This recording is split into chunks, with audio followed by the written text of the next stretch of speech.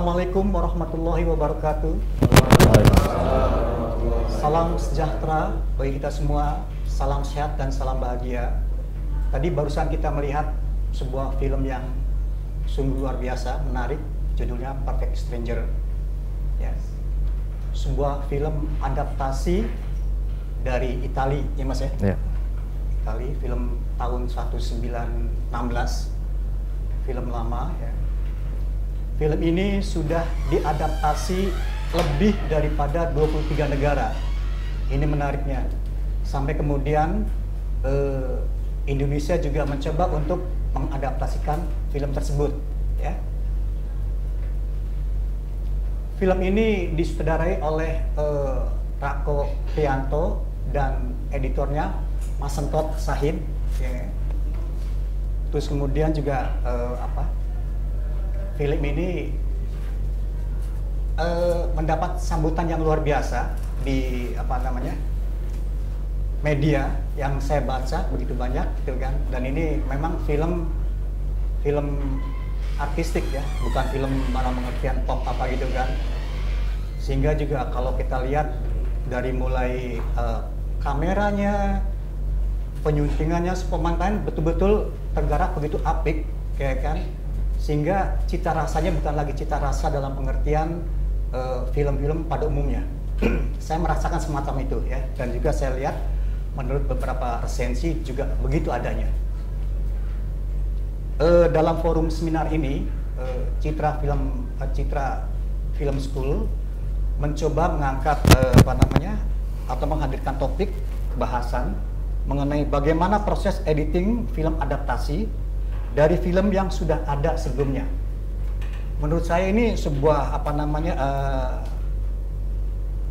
persoalan yang menarik ya. Kenapa? Kalau kita bicara masalah adaptasi, selalu dikaitkan dengan skenario, ya, lebih dekat ke skenario ya. Tetapi kenapa kok tiba-tiba editing, ya kan? Bagaimana sebuah kultur, ya kan, diterjemahkan melalui karya penyuntingan. Nanti untuk selebihnya kita akan bicara panjang lebar oleh Mas Sentot ya. Ya, nanti kita juga akan membahas lebih lanjut bagaimana peran seorang editor menyikapi sebuah karya film adaptasi dalam kerja kreatifnya ya. Perlu saya perkenalkan bahwa Mas Sentot ini adalah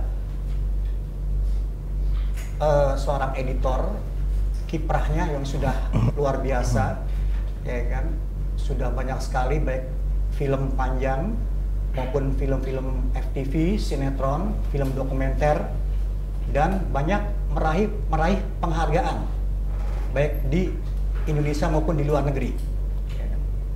Dan Mas Sentot ini adalah seorang pernah menjadi dosen di KJ. Saya juga menjadi mahasiswanya, pernah jadi mahasiswanya. Beliau ini adalah guru saya. Ya. Di samping dia menjadi dosen, dia juga seorang produser dengan PH yang namanya Frame Ridge. Ya. Dan sampai sekarang masih berkibar. Di samping itu Mas Sentot juga masih terus memproduksi, ya. Terus juga di samping editor dan produser, yang menariknya Mas Sentot ini adalah seorang sutradara. Ini untuk saya sungguh multi talenta ini. Editor, produser, lalu sutradara. Saya udah nonton filmnya, bagaimana Tit Hitam Mas ya, judulnya. Yang pertama itu untuk saya fenomenal, untuk saya karya pertama dari Mas Sentot ini. Terus maaf, yang kedua judulnya apa Mas? Saya lupa Mas. Jadi yang pertama Titik Hitam, yang kedua Persahabatan Bagai Kepompong. Kalau mungkin teman-teman pernah lihat di sekarang masih tayang sih di Disney Hot Plus ya. Oh, gitu. Persahabatan Bagai Kepompong. Ya. Itu ambil dari lagu Mas ya? Sebetulnya enggak, itu kan dulunya dibuat sinetron ya. Jadi dari sinetron baru kita angkat ke layar lebar, karena kan waktu saya bikin itu lagi ada satu fenomena beberapa film-film atau sinetron series itu diangkat ke layar lebar. Salah satunya kalau nggak salah yang terakhir, kalau pernah dengar judul apa Tersanjung, terus ada Nokta, saya lupa. Kalau Nokta itu kalau nggak salah, saya lupa dari sinetron juga atau dari film. Tapi lagi ada fenomena itulah sampai sekarang gitu. Ya, jadi itulah apa namanya, Mas Sentot, bagaimana begitu banyak apa namanya bakatnya ya sebagai seorang seniman film ya, yang sengaja kami undang di sini sebagai pembicara yang mudah-mudahan ilmunya bermanfaat bagi kita semua ya. Mumpung kita mendapatkan event yang sangat spesial pada saat ini.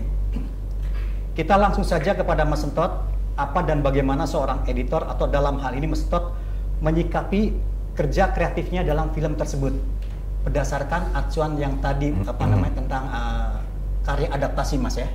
Silakan Mas Sentot. Ya, Assalamualaikum warahmatullahi wabarakatuh. Terima kasih Mas Diki dan Citra Film School untuk kesempatan diberi kesempatan untuk bicara di kelas ini. Senang sekali. Udah lama saya nggak ngajar lagi karena saya berhenti ngajar itu tahun 2017. Jadi saya ngajar di IKJ itu 22 tahun ya di IKJ. Di atas saya guru-guru saya juga banyak, ada dulu pengajar IKJ, pengajar editing untuk di IKJ itu mungkin Mas Diki sempat tahu ya, almarhum Sumarjono ya. Ya, itu kakeknya saya. Kakek. Karena beliau udah sepuh sekali ya, tapi ilmunya luar biasa. Jadi kita semua banyak belajar editing dari beliau. Nah, sebelum saya mulai sebenarnya pengen tahu juga sih dari teman-teman yang hadir di kelas. Saya nggak tahu ini tetap ada yang online ya, yang Zoom ada ya. Kalau boleh tahu sampai sekarang berapa orang lebih kurangnya partisipannya? 20 orang. Ada 20. Nah, yang ada di di kelas ini saya pengen tahu, kan tadi saya lihat teman-teman udah pada nonton. Justru saya juga pengen ingin tahu nih respon dari teman-teman yang nonton, bagaimana. Boleh nggak Mas Diki saya coba explore dulu teman-teman ini melihatnya bagaimana tadi.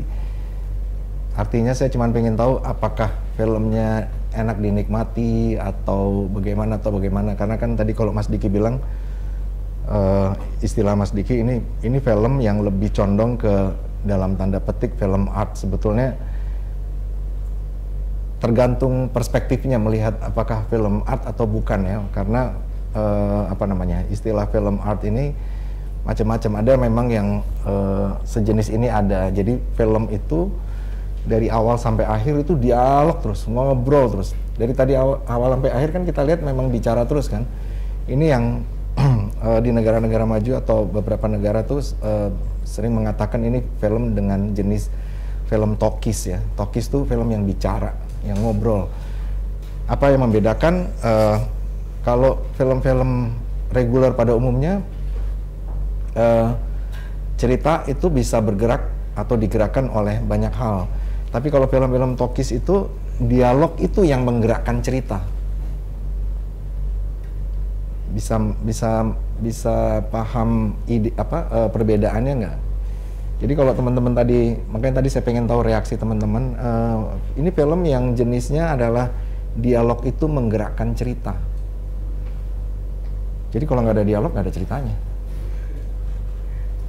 Tapi kan kalau kita lihat film-film reguler, ada yang misalnya dibuka dengan pembunuhan atau dibuka dengan satu intrik atau apa, itu udah jadi cerita.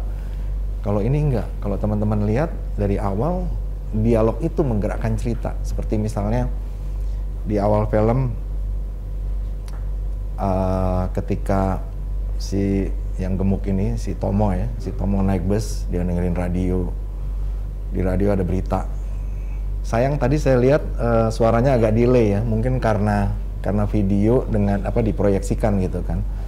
Tapi kalau nontonnya nggak delay, audionya tentu akan lebih jelas, lebih clear gitu. Bahwa di awal dikatakan malam ini akan ada gerhana bulan. Kalau ada gerhana bulan biasanya ada apa namanya, ada pengaruh, ada apa segala macam ya buat orang yang percaya apa segala macam. Jadi itu saja sudah sebuah lontaran kan, ini ada sesuatu nih gitu. Terus kemudian dia dapat message apa segala macam, terus masuk ke adegan sepasang suami istri yang baru menikah, mereka punya keinginan seperti apa, lalu anak yang ternyata ditemukan ibunya kondom di tasnya gitu. Kalau teman-teman perhatiin terus itu dari siapa apa segala macam, dialog itu menggerakkan cerita. Itu yang membedakan film talkies sama bukan film talkies ya gitu. Nah kembali saya pengen tahu tadi, pertama saya pengen tahu deh, mungkin yang di dalam kelas ini yang satu angkatan itu, apakah ini semua satu angkatan? Tadi kata Mas Diki soalnya ada yang bukan angkatan ya, maksudnya ada Angkatan semua, satu angkatan. Ini satu angkatan semua? semua. Nah, ada beda angkatan. Oke. Mungkin karena kalau di ini nggak bisa kedengeran suaranya kan kalau mereka ini. Saya cuma pengen tahu aja yang bisa mengikuti film ini dan senang atau entah itu terhibur atau terpuaskan atau apa, saya pengen tunjuk tangan. Kalau nggak seneng atau nggak suka atau nggak bisa nggak mengerti, nggak apa-apa, nggak tunjuk tangan. Saya cuma pengen tahu suka apa nggak. Yang suka tunjuk tangan. Oke, berarti hampir semuanya suka ya. Terima kasih teman-teman, karena buat saya editor itu adalah seseorang yang bertanggung jawab menjadi jembatan antara filmmaker dengan penonton. Tadi saya kebetulan juga sudah hadir di pertengahan film, saya lihat teman-teman pada ketawa, pada teriak-teriak, itu berarti saya lihat filmnya berkomunikasi dengan penonton gitu. Nah itu yang paling penting, karena kalau tadi Mas Diki bertanya, apa sih kuncinya atau kiat-kiatnya mengedit film adaptasi? Kalau ditanya itu, mungkin jawaban saya akan menjadi di luar ekspektasi teman-teman mungkin. Karena ada editor-editor ataupun orang yang bekerja mengerjakan film adaptasi itu nonton film aslinya dulu. Tapi kalau saya enggak, saya kebetulan alhamdulillah saya dari sejak pandemi sampai tahun 2020 itu saya ada kebetulan mengedit 3 film yang tiga-tiganya semua adaptasi. Yang pertama udah tayang di bioskop, Miracle in Cell No. 7, kalau mungkin udah teman-teman udah ada yang nonton. Ada yang udah nonton? Miracle in Cell No. 7? Lumayan ya, ada 4-5 orang. Itu film adaptasi pertama yang saya kerjakan. Yang kedua ini Perfect Stranger, nanti tahun depan, tahun 2023 akan tayang di salah satu platform lagi, sebuah film adaptasi berjudul The Invincible Guest. Itu juga adaptasi. Nah kalau ditanya tadi apa sih kiat-kiat atau kuncinya mengedit film adaptasi, tadi saya bilang mungkin jawaban saya akan di luar ekspektasi, bahwa menurut saya yang ngedit seperti biasa, nggak ada yang saya khususkan gitu ya. Saya khususkan gitu enggak. Karena apa? Karena saya kepengen setiap kali saya mengedit film itu saya tidak ingin terpengaruhi, dalam tanda petik tidak ingin terpengaruhi, terinfluence ataupun termotivasi. Jadi misalnya saya begitu nonton yang versi aslinya ada motif-motif apa dari filmmakernya, itu saya nggak mau. Buat saya, kalau saya mengedit film apapun, jenis adaptasi atau original atau apapun, itu saya hanya kuncinya melihat materi, mempelajari materi dan skenario, dan kemudian mulai mengedit. Nah, mungkin yang bisa teman-teman explore adalah bagaimana mengedit film yang sejenis talkies. Nah, itu mungkin ada sesuatu di situ. Kira-kira begitu tuh Mas Diki jawabannya kalau ditanyakan soal bagaimana nih mengedit film adaptasi. Buat saya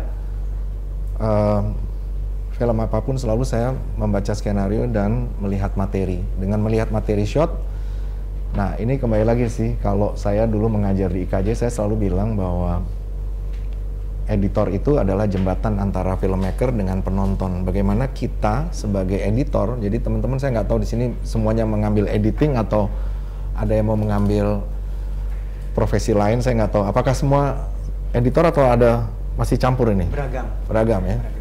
Saya pengen tahu deh, siapa yang tertarik editing? Yang tertarik editing? Oke, 2, 3, 4, 5, 6, 7. 7 orang. Tuh, bener Miracle in Cell number 7 ya. Berarti Miracle in class number, ini kelasnya number berapa nih? Nah, jadi kalau tertarik ke editing, nah makanya saya akan sampaikan bahwa mengedit film itu editor harus menjadi penengah antara filmmaker dengan penonton. Kenapa saya katakan penengah? Kalau editor kemudian bekerja dengan sikap subjektif, maka filmnya belum tentu akan disukai penontonnya. Kenapa? Karena dia subjektif. Lebih hanya memikirkan selera editornya. Tapi kalau saya sadar ketika saya mengedit, saya harus objektif. Ada yang bisa paham soal objektif sama subjektif? Ada pertanyaan itu nggak? Atau jelas semua soal subjektif sama objektif? Oke. Nah, jadi editor harus objektif. Dia harus bisa menggabungkan konsep penyutradaraan dengan skenario, kemudian bagaimana kita bertutur merangkai semua gambar-gambar ini menjadi satu film yang utuh, bisa dinikmati dari awal sampai akhir. Jadi kelihatannya kalau kita bicarain ini kayaknya sederhana gitu, tapi sebenarnya cukup kompleks ya. Nah, jadi yang ingin saya sampaikan adalah kita harus objektif, nggak bisa subjektif. Saya nggak bisa yang, wah ini kalau menurut saya enaknya begini, enggak. Saya selalu kalau ketika ngedit dan kita diskusi sama sutradara, misalnya sutradara begini, terus saya bilang, paling nggak saya bilang, ini kalau di seperti ini penonton akan begini. Kalau ini begini penonton akan begini. Itu selalu cara berpikir saya, sehingga seorang editor itu bertanggung jawab seperti merewrite atau menulis kembali. Skenario boleh, tapi hasil akhir dari sebuah film itu terjadi satu proses kreatif, diskusi antara editor dengan sutradara dan produser tentunya. Bagaimana cerita bisa berubah, bukan berubah ceritanya ya, tapi strukturnya atau jalinannya tidak harus sama dengan skrip. Tapi bagaimana film yang diawali dengan blueprintnya skrip ya, jadi kan awal itu kan blueprint atau konsep yang di awal itu kan adalah skenario. Bagaimana skenario itu menjadi patokan sutradara untuk membuat filmnya, tapi kemudian dari skenario ke sutradara itu ada proses interpretasi. Bagaimana sutradara menginterpretasi skrip, dia harus membuat apa yang cuman tadinya kalau skrip kan hanya deskripsi kan. Teman-teman kalau baca skenario kan semua tulisan kan, deskripsi. Ada deskripsi, ada dialog apa segala macam. Tapi bagaimana sutradara itu menginterpretasi semua yang ada di skenario menjadi sebuah materi audiovisual. Nah, editor kembali lagi tuh, apa yang sudah dibuat sama sutradara yang dia juga sangat menghargai skenarionya, dia menginterpretasi lagi dan kemudian menulis ulang seluruh jalinan cerita ataupun peristiwa yang terjadi di dalam sebuah film. Nah, jadi itu sih patokan buat saya. Seperti itu di awal ini yang tadi sehubungan dengan pertanyaan Mas Diki. Mungkin nanti saya akan Kalau teman-teman ada yang kurang jelas mau bertanya silahkan, tapi kalau nanti selanjutnya nggak tahu Mas Diki mungkin ada pertanyaan atau apa, saya akan lebih jelaskan. Jadi mungkin adalah bentuknya begini Mas, polanya untuk tanya jawab untuk biasa sesi pertama sebagai sebuah pengantar tentang apa namanya sikap atau apa namanya menyikapi tentang apa bagaimana seorang editor bekerja Mas ya dengan apa namanya mitra kerjanya ya kan dengan apa saudara atau dan yang lainnya ya kan. Tentu saja di sini ada perlunya objektivitas dan argumentasi Mas ya. Yeah. Argumentasi bagaimana seorang editor mempunyai suatu argumentasi yang kuat untuk meyakinkan daripada mitra kerjanya ya, baik sutradara ataupun misalnya produser bahkan semacam itu Mas ya. Yeah. Nah, tapi kadang-kadang begini Mas, ada untuk menentukan sebuah atau menciptakan apa sebuah argumentasi bisa diterima atau enggak itu bagaimana Mas? Ini kadang-kadang suka dipertanyakan oleh teman-teman di sini tuh kan. Jadi siapa yang harus diterima ini argumentasi itu kan? Nah, sering terjadi tuh antara apakah editor, apakah sutradara atau siapa gitu loh Mas. Nah mungkin Mas Sentot bisa menjelaskan tentang pengertian objektivitas itu sendiri Mas. Oke. Ya, jadi ini pertanyaan yang menarik ya. Itu sebabnya saya kalau di kelas saya mengajar selama di IKJ itu saya selalu mengatakan sama mahasiswa saya, kalau teman-teman ada yang tertarik pengen menjadi editor, itu teman-teman harus bisa berbicara. Saya makanya kalau di kelas saya tuh selalu aktif. Saya paling nggak bisa kita duduk begini aja, terus teman-teman duduk cuma dengerin saya ngomong dari awal sampai akhir. Saya pasti akan berdiri dan saya akan tanya, misalnya kalau tadi saya tanya sama teman-teman, jelas nggak, paham nggak soal objektif sama subjektif? Tadi kan saya lihat teman-teman manggut, udah paham Mas. Saya tuh biasanya saya langsung ke belakang atau siapa saya cari. Kamu bilang udah paham, coba kamu berdiri ke depan jelasin sama teman-teman kamu apa itu subjektif, apa itu objektif. Cuman karena ini bukan kelas saya, jadi saya nggak mungkin maksa teman-teman untuk saya minta ke depan bicara. Karena apa? Buat saya komunikasi antara pengajar dengan mahasiswanya itu saya nggak mau mahasiswa cuma dengerin aja, tapi paham nggak sebenarnya gitu. Nah makanya ini ada pertanyaan dari Mas Diki, gimana nih cara menjelaskan?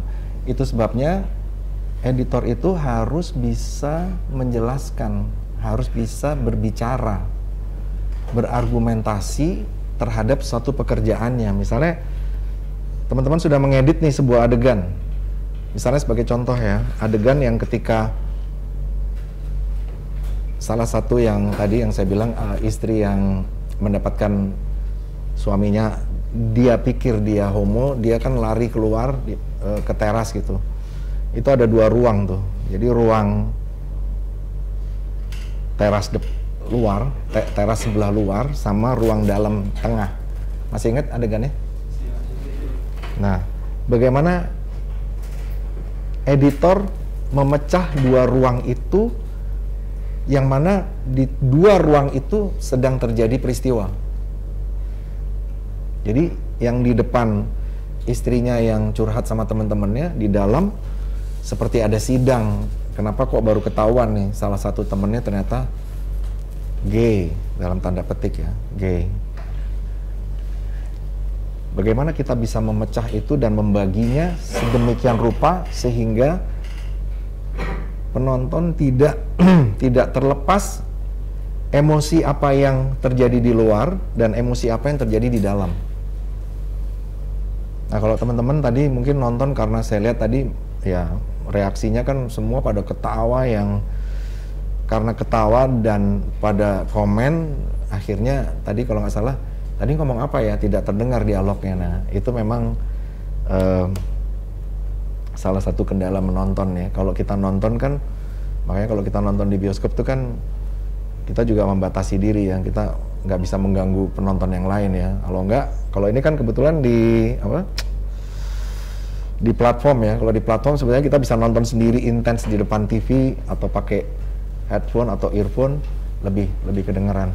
Nah jadi bagaimana kita berargumentasi itu tadi, misalnya saya keluarkan pas waktu keluar saya nggak langsung saya pecah ke dalam dulu, ini saya biarin dulu di depan dalam 1-2 persoalan yang terucap sama istri, nah, kemudian baru ke dalam. Tapi ini terjadi satu ikatan bahwa ruang ini pun berhubungan dengan ruang itu. Kenapa? Karena ada satu titik di mana ketika si Adipati Dolken, yang tadi karakter yang dimainkan Adipati Dolken, dia kesel sama si siapa, Denny Sumargo ya, ketika dia bilang, kenapa masalahnya, kenapa harus saya ngomong sama kamu kalau saya gay apa segala macam. Ketika dia bergerak dari ruang ini terlihat itu bergerak, bagaimana kita menggerakkan lagi itu ke dalam. Jadi menariknya mengedit film ini adalah bagaimana kita membagi situasi dalam momen-momen yang tepat. Nah, bagaimana kita berargumentasi? Ya, kita berargumentasi misalnya, oh ini kenapa ya kurang harusnya udah segera masuk. Nah, saya sebagai editor paling hanya bisa bilang, kalau kita segera masuk, saya kehilangan emosi yang di sini. Kalau saya terlambat masuk, penonton akan menghadapi ini, menghadapi itu. Itu cara saya berargumentasi. Kalau tadi pertanyaannya Mas Diki, bagaimana kita berargumentasi? Kita berargumentasi pada poin-poin utama yang menjadi persoalan di dalam adegan. Jelas nggak? Kalau saya nggak tahu ini, whiteboardnya bisa dipakai nggak ya? Ada. Bisa ya? Tapi sebentar, sebelum menuju ke whiteboard, kira-kira ada pertanyaan yang lain sehingga bisa nanti sekaligus Mas Sentot menjelaskan lebih dalam maksudnya. Ya, silakan. Pak, mecah temponya itu gimana ya kalau di film Salvation? Sebentar, namanya? Oh iya, nama saya Diani. Diani ya? Iya. Silakan Diani ya. Mecah tempo antar adegan, karena apalagi kan kalau film dialog kan dialognya itu bisa beruntun ya. Apalagi tadi yang di scene yang tadi Bapak sampaikan kan, yang di luar ada dialog, di dalam juga ada dialog. Temuin tempo yang pas untuk memecah itu dan tekanan-tekanan buat mengganti scene, dan juga selain gerakan gitu. Ya.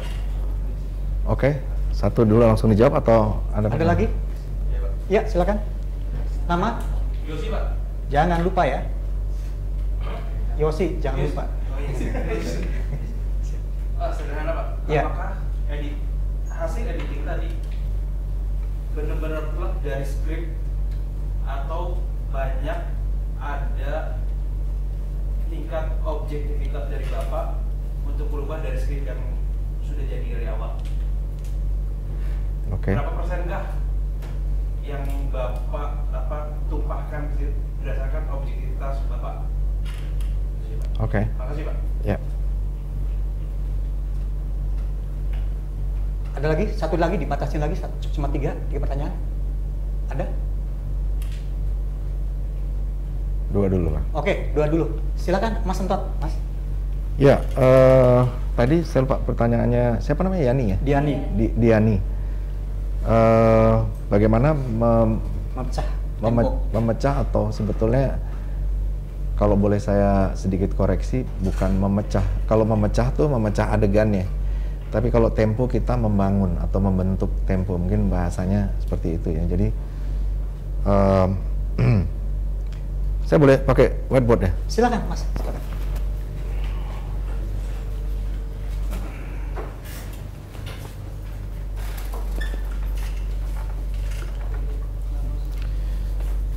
Sebelum saya jawab pertanyaannya Diani, saya cuma mau bilang dulu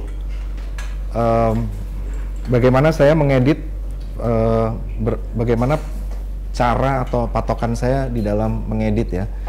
Teman-teman pasti udah akrab dengan istilah apa yang sering disebut dengan continuity, tahu ya? Udah diajarin pasti sama Mas Diki ya? Ilmunya sama, saya sama Mas Diki soalnya. Jadi kita satu guru semua, bergurunya sama Pak Almarhum Sumarjono. Kalau teman-teman lihat ini, kelihatannya simple, continuity. Kamu siapa namanya? Adit. Apa artinya continuity? Berkelanjutan. Berkelanjutan katanya. Tadi yang mengambil editing satu di belakang, yang paling belakang siapa namanya? Tadi kalau nggak salah ada yang ngambil mau editing siapa? Kamu ya? Iya. Ya, siapa namanya? Torik, Pak. Hah? Torik. Torik ya. Menurut kamu apa continuity? Berkelanjutan. Lanjutan. Sebenarnya mungkin kalau tadi dikatakan itu ya, sebetulnya ini adalah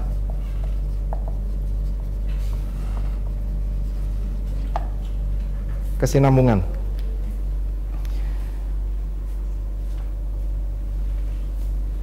Apakah kesinambungan sesederhana itu saja kesinambungan? Coba yang agak susah sih ya, memang ini karena juga direkam. Mungkin saya kalau di kelas biasanya mahasiswa saya pada teriak langsung kalau saya tanya jawab gitu apa segala macam. Tapi kelihatannya simple ya kesinambungan ya. Tapi kesinambungan ini ada unsur-unsur kecilnya. Saya nggak tahu teman-teman mungkin udah diberikan pelajarannya atau belum. Continuity ini ada kepecah jadi 4 ya.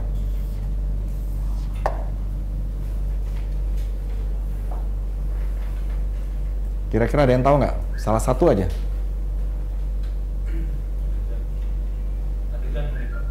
Adegan. Kalau adegan mungkin bisa diinterpretasikan sebagai action. Kemudian ada kesinambungan apa yang kita sebut dengan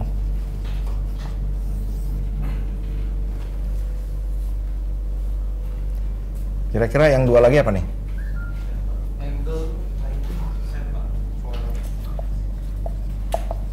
Ada yang nyebut position tadi. Siapa tuh yang nyebut position? Tadi saya dengar kayaknya ada yang ngomong posisi. Salah dengar saya. Yang terakhir apa?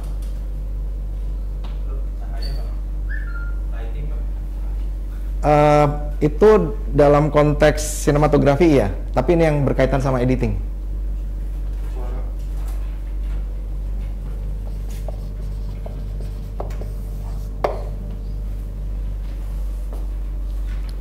Nah, pertanyaan Diani tadi, bagaimana membentuk tempo? Tempo itu bisa berkaitan dengan apa yang ada di dalam continuity ini juga. Jadi misalnya, karena begini ya, kalau kita bicara tempo ya, kalau ritme atau tempo,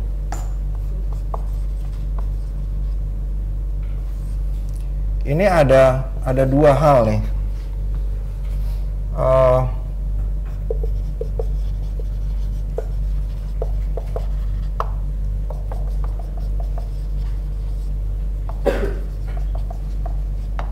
Ada internal rhythm, ada external rhythm.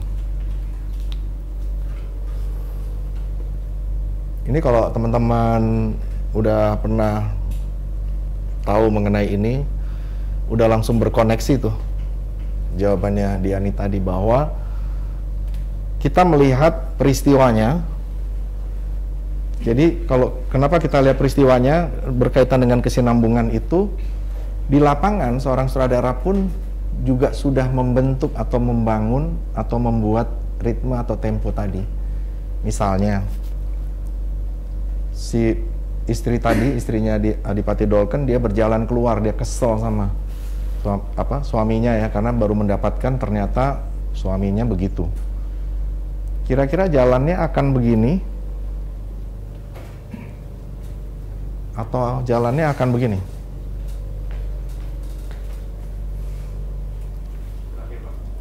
Yang terakhir itu semua tempo loh.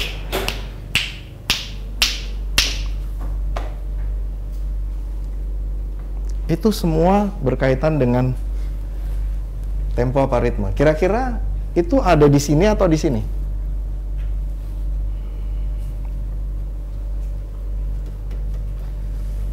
Siapa yang bisa jawab nih? Siapa yang bisa jawab nih kemungkinan besar akan jadi editor nomor 1 Indonesia.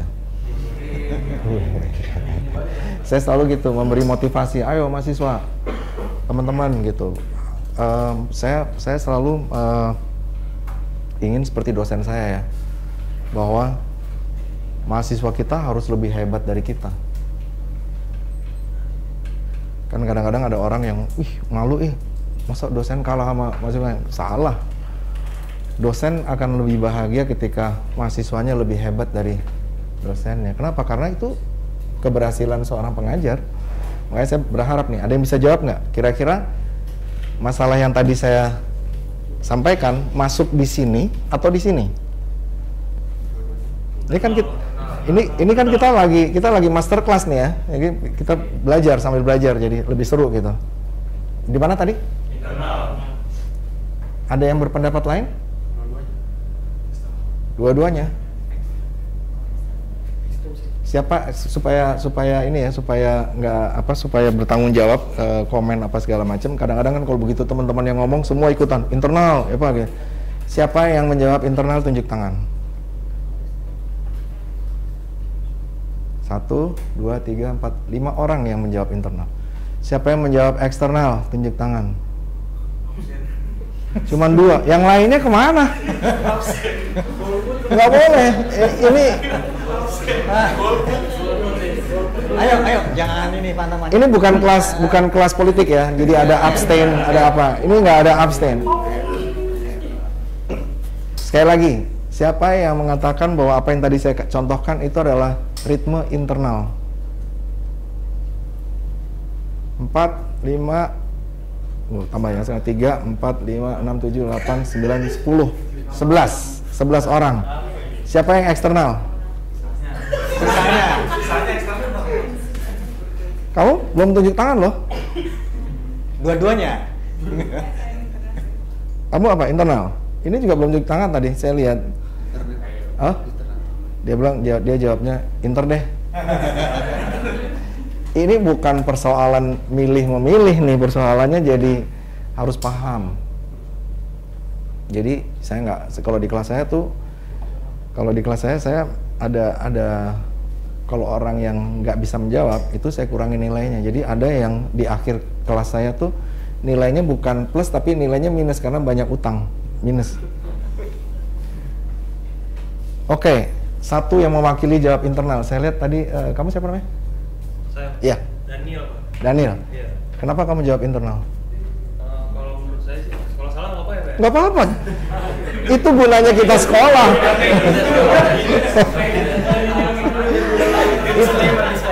Itu gunanya kita belajar. Belajar itu boleh salah. Tapi kalau udah bukan belajar, kita kerja profesional, kita salah, kita dimarahin sama produser kita, dimarahin sama saudara kita gitu. Nggak apa-apa. Gimana Daniel? Kenapa kamu bilang internal? Karena tempo internal rhythm itu yang tadi jalan tadi ya, Pak ya? Itu kan gerakan kita sendiri, Pak. Jadi saya ngambil dari situ sih, Pak. Dari apa yang kita jalan gitu. Terus kita ngapain, itu kan pakai tempo tubuh kita ya, Pak ya? Kalau saya sih kayak gitu. Gitu ya. Iya, tapi nggak tahu juga. Saya kasih satu kesempatan yang jawab internal punya pendapat lain nggak selain pendapatnya Daniel? Iya, kamu. Siapa namanya? Vino, Pak. Vino. Apa menurut Vino? Menurut saya itu dari pengadegan sutradaranya, Pak. Nah, Jadi disebutnya internal. oke. Itu ya. Oke, itu yang jawab internal. Nanti saya baru jawab nanti yang benar yang mana gitu ya. Ya, boleh. Yang jawab eksternal tadi siapa? Ya, kamu. Siapa namanya? Heriadi, Pak. Heriadi. Heriadi. Kenapa Heriadi? Kamu jawab itu eksternal. Karena itu ritmenya dibangun dari karakternya, bukan dari proses mengeditannya, dan nggak ada tempo emosionalnya menurut saya. Oke, ada yang punya pendapat jawaban lain yang selain jawab eksternal dari Heriadi? Ada? Tadi yang jawab eksternal lagi siapa ya? Saya kurang hafal tadi. Oh, dia nih. Ya, kenapa dia nih? Kalau menurut saya eksternal karena itu bukan terjadi yang di dalam karakternya gitu. Kalau saya kurang ngerti juga sih kenal sama eksternal itu gimana. Tapi Iya, iya. eksternal itu lebih ke hal-hal yang sifatnya di luar, terjadi di luar, bukan dalam pikiran atau mungkin dalam emosi. Oke. Saya jelasin ya, teman-teman. Jawabannya Vino ya tadi ya. Jawabannya Vino itu yang lebih tepat untuk menjawab internal. Jadi jawabannya sebetulnya yang tadi itu adalah internal, bukan eksternal. Jadi yang eksternal, tolong dicatat Mas Diki, yang tadi tunjuk tangan eksternal dikurangi nilainya semua. Jadi kenapa di internal? Tadi Vino keren banget tuh jawabannya. Saya nggak tahu kamu dapat pelajaran dari mana kok kamu bisa jawab gitu. Jawabannya Pak Diki. Oh iya. Oke. Jadi kalau yang internal ini segala sesuatu yang berkaitan dengan hal di luar post production. Ini simpelnya ya, saya bikin simpelnya. Jadi kalau eksternal ini yang berkaitan di post production tuh salah satunya tempo dibangun oleh editor, oleh editing, musik, dan lain-lain yang mempengaruhi dari film nanti pada hasil akhirnya. Kalau yang di sini tadi Vino mengatakan konsep penyutradaraan ya, sutradara. Kemudian kalau dari kaitannya masih tetap di production bukan di post production, itu interpretasi pemain. Jadi misalnya dia kesel tadi, dia akan mengatakan dialognya, gue sebel deh begini, atau gue sebel deh begini. Itu tempo tuh, itu rhythm. Nah ini jadi di sini ada pemain ya. Pemain ini bisa blocking, ada dialog, mengucapkannya apa segala macam. Ini banyak nih, unsurnya banyak banget internal. Nanti teman-teman bisa pelajari itu lebih jauh lagi ya. Tapi inilah yang akan menentukan seorang editor, dia bisa membentuk ritmenya atau tempo. Pertanyaannya, apakah internal rhythm ini bisa dibangun lagi oleh seorang editor? Saya kasih pertanyaan nih ya teman-teman, pikirin baik-baik. Apakah editor bisa membuat ulang apa yang sudah terjadi di internal rhythm?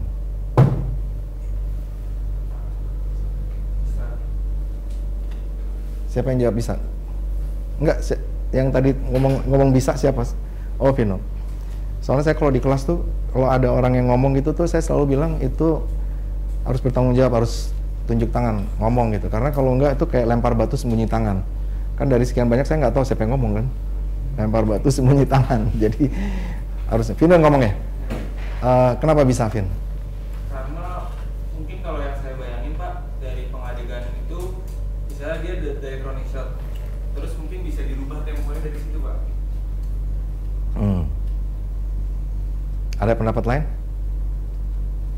Saya selalu mencoba mencari berharap gitu ada teman-teman yang kreatif gitu. Jadi ada satu pendapat, dia punya pendapat yang lain. Jadi berbeda pendapat itu adalah menarik, dinamis ya. Menurut saya memang bisa Pak. Mungkin kayak tadi Pak, kita bisa memotong atau memenggal. Sebenarnya kan ada beberapa teknik ya Pak. Mungkin dari sudut time lapse gitu ya Pak, itu kan salah satu proses bangun cepat. Mungkin juga kita potong scene yang panjang, kita potong lebih pendek supaya lebih cepat kondisinya. Mungkin seperti itu Pak. Saya juga belum begitu paham. Ya nggak apa-apa. Lebih mungkin seperti itu Pak. Iya, siapa namanya? Yosi Pak. Yosi. Oh ya, Yosi tadi. Satu orang lagi, siapa yang punya pendapat lain? Ya. Mungkin kalau misalnya di internal kan shot doang ya, mungkin bisa dibangun lagi melalui parallel editing yang saya pelajari ya. Iya, menarik. Siapa namanya? Azwa. Azwa. Iya. Oke. Tadi yang, tapi ini sekarang dulu nih. Kita itu tadi kan tiga pendapat ya.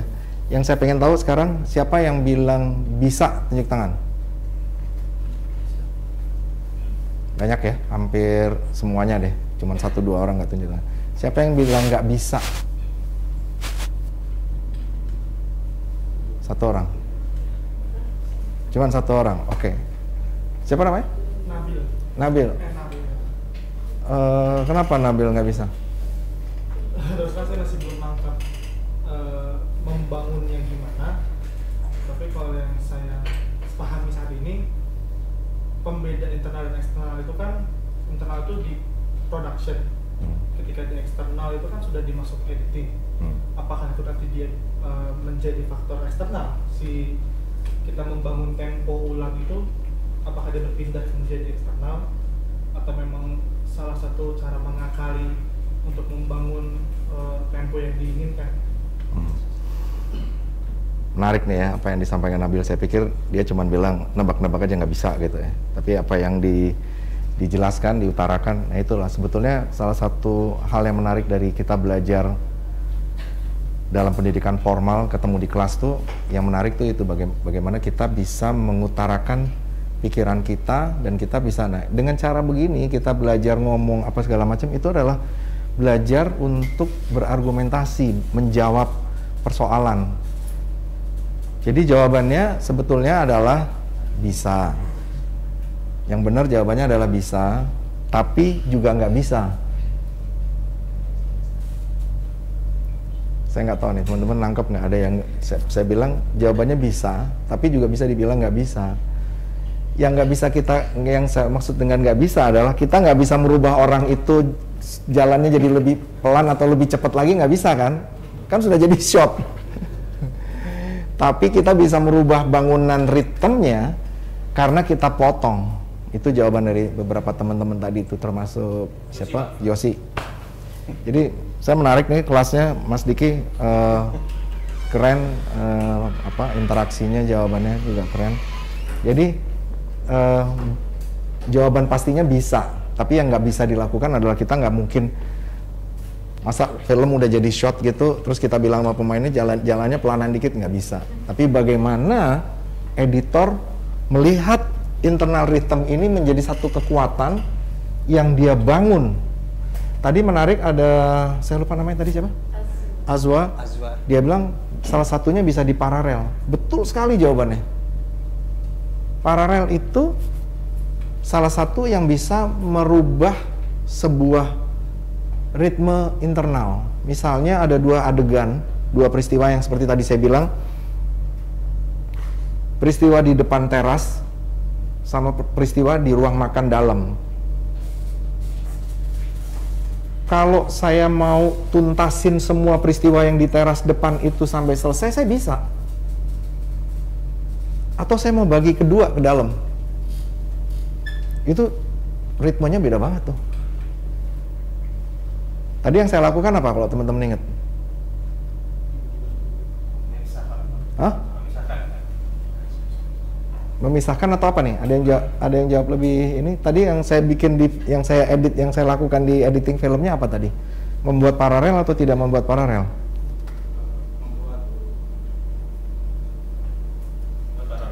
Membuat paralel. Ingat nggak? Wah, baru nonton tadi masa udah pada lupa nih pada. Membuat ya.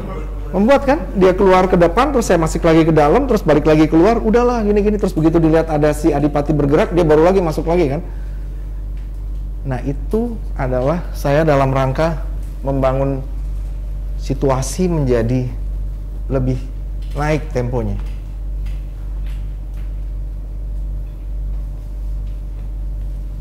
Gitu. Jadi ini jawaban untuk pertanyaan Diani tadi soal apa namanya, bagaimana nih ngebangun ritme ya. Ini jawaban saya sekilas karena sebetulnya pertanyaan kamu tuh jawabannya panjang tuh. Kalau di kuliah saya tuh satu pertemuan lah, satu pertemuan. Nah, pertanyaan yang satunya apa, Mas Diki? Masalah apa namanya? Tadi siapa yang tanya ya? Yang Oh Yosi, masalah bagaimana membagi nilai objektivitas, Mas? Bagaimana?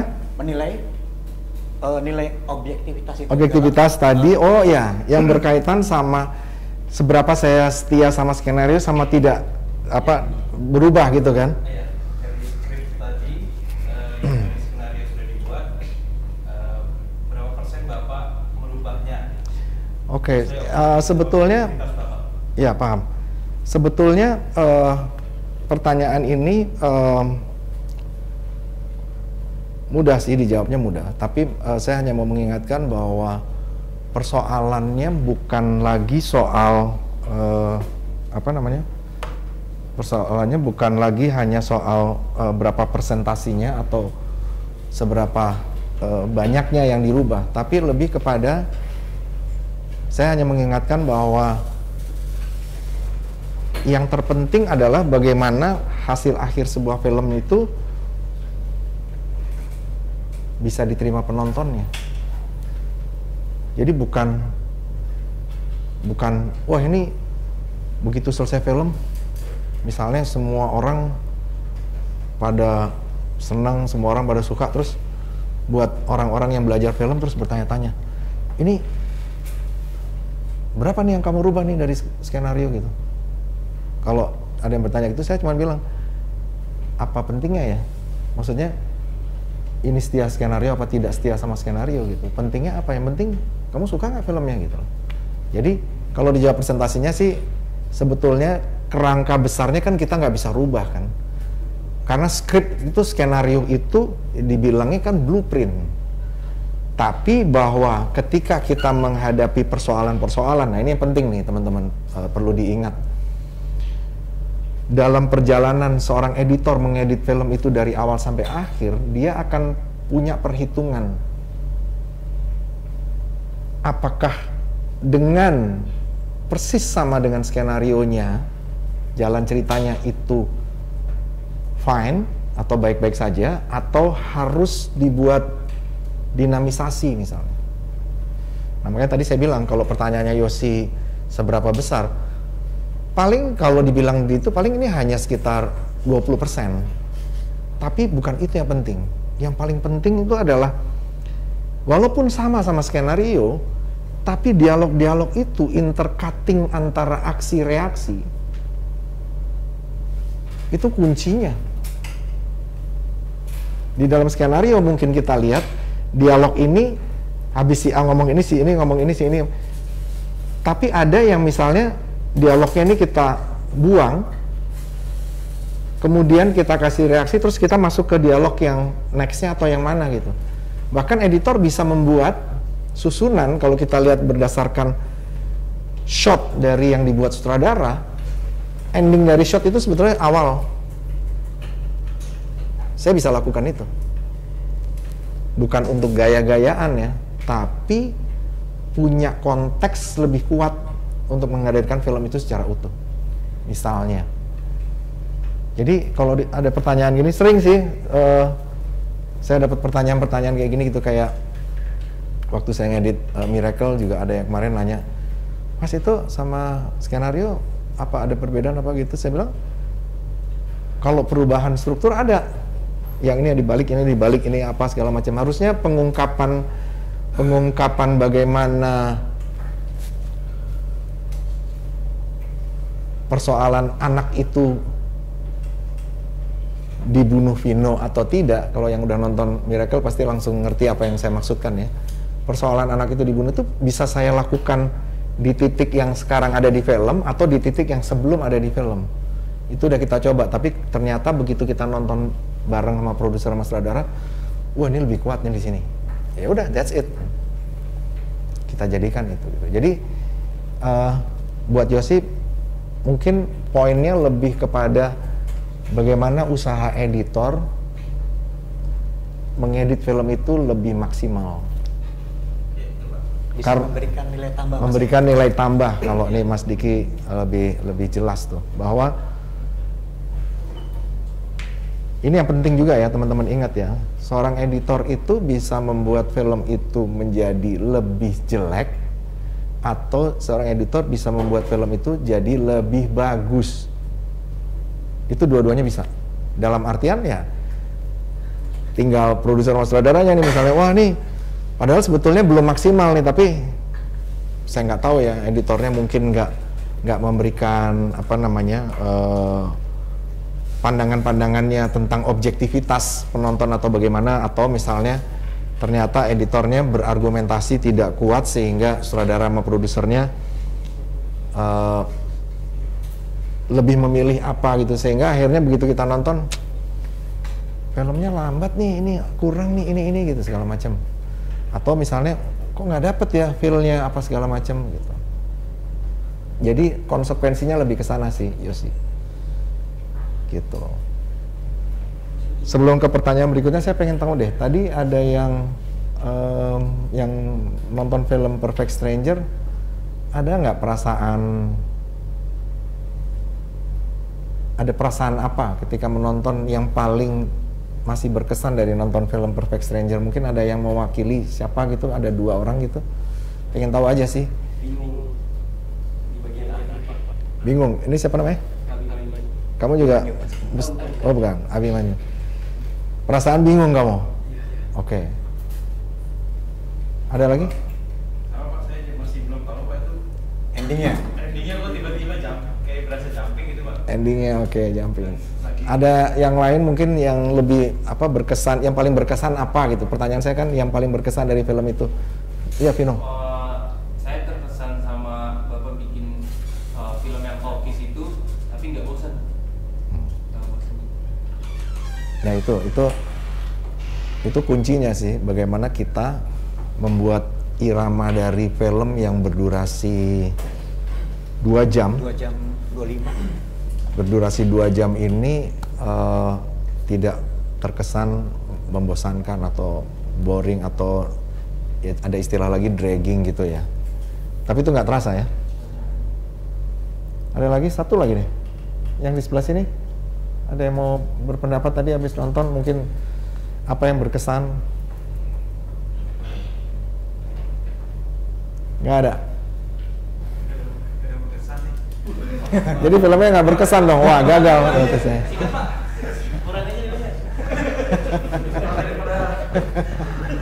Ya mungkin masih siang hari ini, lagi panas gitu ya kali. Jadi ini exhausted. Oke. Kayak misalnya apa yang dibilang Vino, sama mungkin kayak kalau tadi teman-teman nontonnya lebih lebih intens. Karena ini tadi kan kalau saya sih nonton begini tadi, waduh ini bisa bener-bener dapat nggak nih gitu. Kalau nonton beneran tuh ya, misalnya saya kasih contoh adegan Darius Sinathrya saat ditelepon sama anaknya. Saya tadi sempat dengar, itu kebetulan saya udah masuk ke dalam kelas ini, saya sempat dengar ada yang berkomentar, kok dia bilang terima kasih istrinya, padahal kan harusnya istrinya marah dong karena dia yang ngasih kondom kan. Tadi saya lupa tuh, ada cewek ngomong, saya nggak tahu siapa nih, karena wanita di sini hanya ada 4 orang ya. Tadi ngomong, kok dia minta maaf, kok dia terima kasih, ada ya? Saya nggak tahu, kuping saya yang dengar apa nggak dengar. Oh, kamu yang ngomong ya? Berarti kamu nggak nangkep dong? Karena saya melihat seorang ayah itu kan yang seharusnya melarang hal-hal buruk yang akan dilakukan anaknya. Jadi memberikan konteks kondom ini terlalu dewasa untuk dia yang masih. Iya. Nah, ya nggak apa-apa. Dan seorang istri yang seharusnya bagus istri di sini menggambarkan istri di dunia nyata, di mana perempuan yang mempunyai perhatian kepada anaknya begitu besar sampai anaknya sendiri begitu kepada ibunya, itu kan kasih sayang orang tua kepada anak yang saya sangat dan saya bingung kenapa kok terima kasih kepada suaminya yang Iya.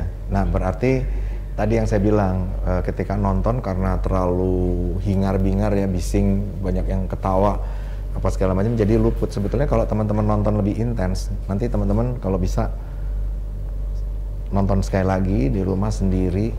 Kenapa dia bilang terima kasih? Itu saya ngeditnya jujur susah banget adegan itu.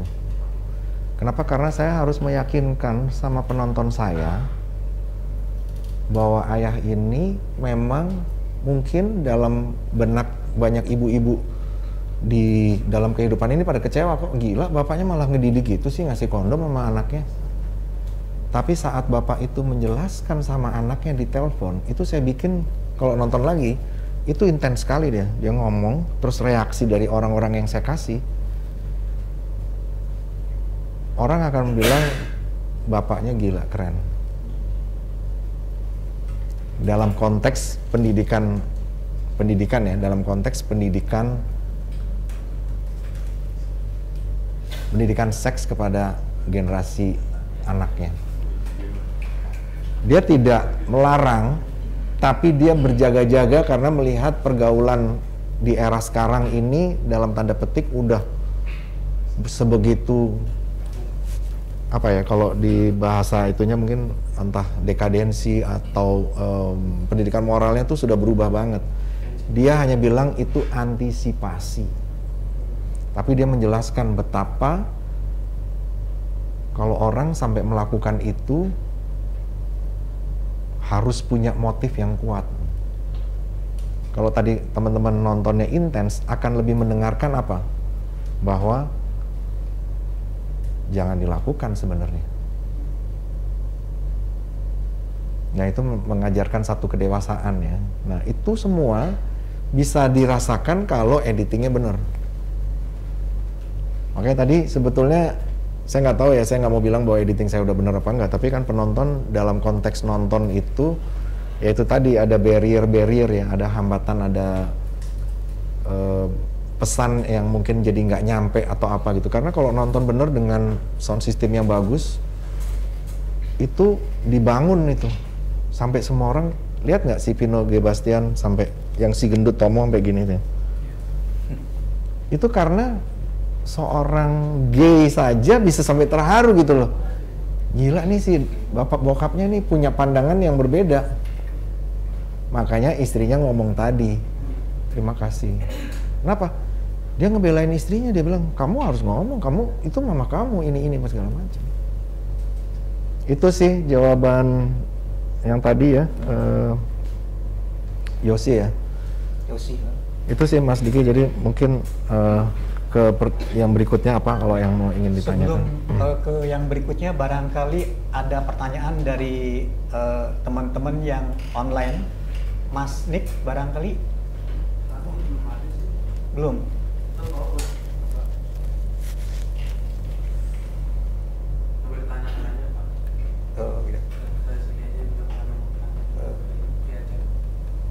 Buat teman-teman yang berada di luar Jakarta atau online yang tidak sempat datang kemari, datang sini dan hanya bisa berinteraksi melalui media internet, mudah-mudahan tadi bisa menangkap apa yang dikatakan oleh Mas Sentot ya.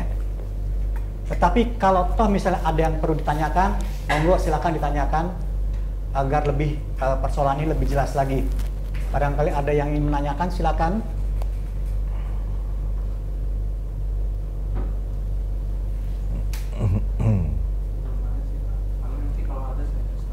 Oke. Ya, mungkin karena ada yang sebagian kalau yang online belum nonton filmnya juga atau apa ya. Tapi anyway, apapun pertanyaannya, sudah nonton apa belum nonton, kebetulan karena saya diundang Mas Diki, hal-hal yang berkaitan dengan editing mau ditanyakan, monggo silakan.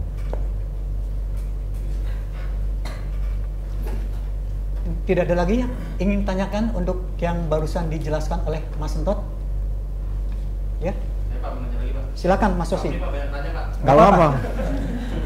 Justru kamu yang untung, soalnya kan teman-teman lain mungkin ini. Jadi saya selalu bilang sama mahasiswa saya bahwa yang bertanya tuh mengambil keuntungan besar gitu loh. Tapi kadang-kadang yang bertanya karena jawabannya apa, yang nggak bertanya jadi dapat. Justru kalau kelas yang benar-benar nggak ada pertanyaan itu yang rugi. Pertanyaannya adalah kunci pengetahuan ya Mas. Iya. Oke. Silakan Mas.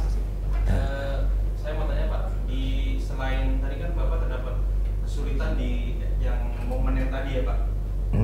Selain itu Pak, ini mungkin pengetahuan kita Pak sebagai pemula nih Pak yang mau berangkat menjadi seorang editor, itu kesulitan apa aja sih Pak yang biasanya didapat dan bagaimana kita mengatasi dari kesulitan itu sebagai seorang editor ya Pak? Sedangkan kita tahunya nih Pak benar-benar masih pemula banget, ada editor offline, ada editor online, sedangkan kita sendiri belum tahu membaginya nih secara garis besar. Nah mungkin bisa di-share Pak pengalaman yang sepanjang Bapak berkarir kan sudah banyak Pak, kita masih benar-benar ranum banget nih Pak.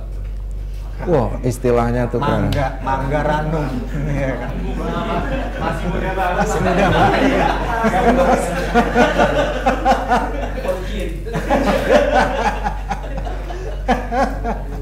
Monggo Pak. Ya, ya. Iya. Ini pertanyaan gila ya. Saya bilang ini pertanyaan keren banget. Yosi, wah mudah-mudahan saya doain kamu, kalau kamu bercita-cita jadi editor, suatu saat jadi editor hebat kamu. Ini saya akan jawab sesuatu yang ya namanya masterclass ya, jadi ada sesuatu yang saya jadiin patokan kerja. Tadi pertanyaan Yosi kan gitu kan, sepanjang pengalaman saya, apa sih yang menjadi prinsip-prinsip di dalam saya bekerja? Pertanyaan yang keren ya. Saya nggak nyangka ada pertanyaan yang Citra itu mas. apa? Karena citra. Paling tinggi. Pertanyaannya Paling tinggi. serius loh. Ini pertanyaannya bagus banget. Jadi saya selalu bekerja ketika saya ngedit itu yang saya kedepankan adalah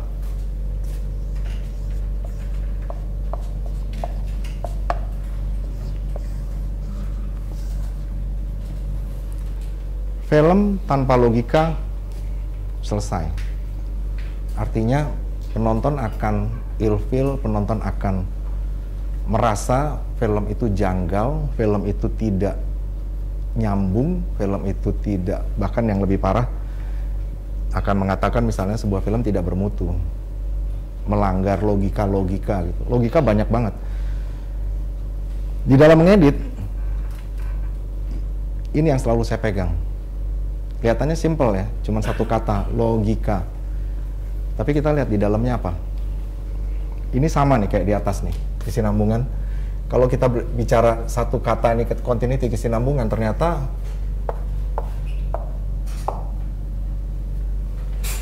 ini sama ini aja beda loh. Mungkin kalau orang yang lihat, apa sih ini perbedaannya? Jadi kalau apa yang saya sampaikan tuh seringkali kalau kita jeli, itu kita bisa explore lagi lebih dalam lagi. Apa bedanya action sama movement? Pelajari deh. Jadi kalau ada logika ada 4 nih. Yang pertama apa?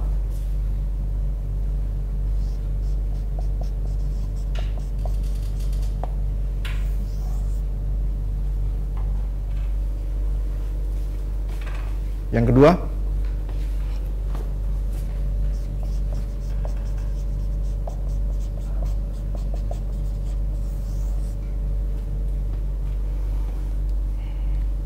Sebelum masuk yang ketiga, keempat. Ini kelihatannya simple ya, logika. Kalau gitu ketika kita mengedit sebuah film, kita lihat nih ceritanya, masuk akal nggak ya?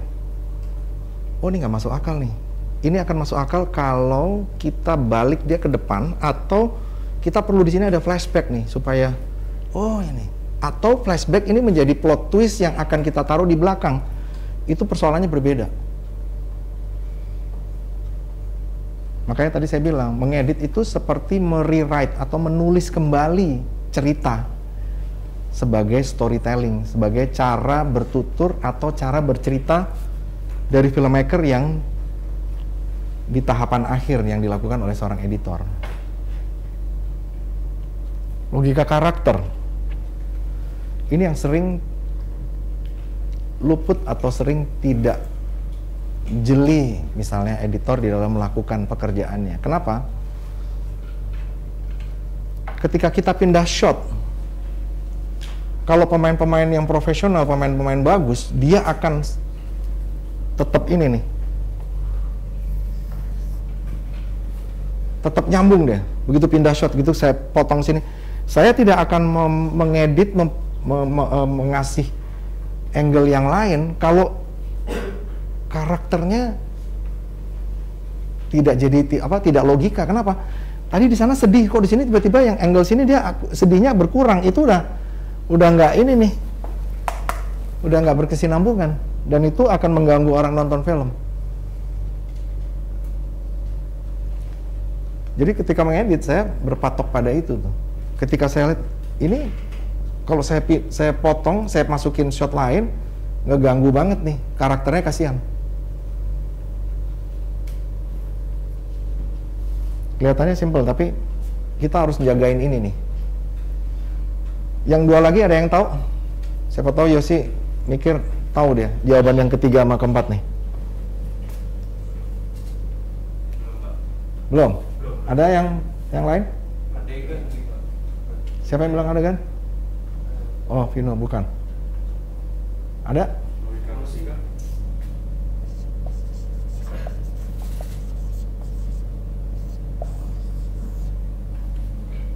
Ruang. Kenapa perlu ada logika ruang?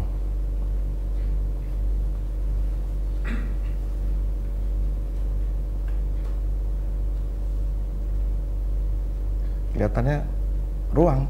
Logika apa ruang? Maksudnya tempat ya Pak? Ruang ini maksudnya tempat? Iya. Tempat dan waktu nanti gitu. Nah, itu kamu udah jawab yang keempat tuh.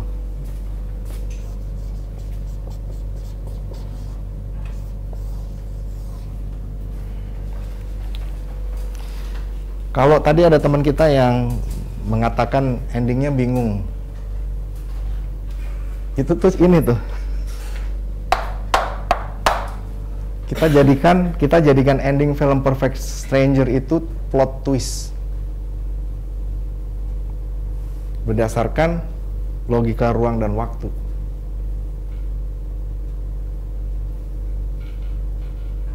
Kalau teman-teman perhatiin, apa yang dilakukan Jessica Mila, istrinya siapa? Anjas itu. Ini saya juga harus hati-hati nih karena ada yang online belum nonton, takutnya jadi spoiler ya. Saya nggak mau kasih tahu deh, perhatiin aja deh.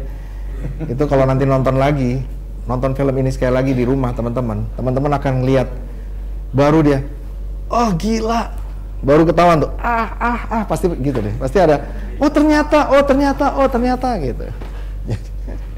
Itu yang saya bilang. Jadi jangan remehkan ini soal logika ini, karena ini juga menjadi satu kekuatan bagaimana editor bisa membuat satu storytelling yang menarik lewat logika.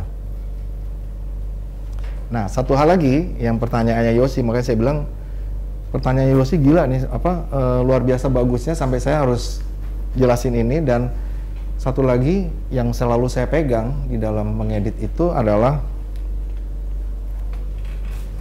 ilmunya seorang editor besar yang bernama Walter Murch.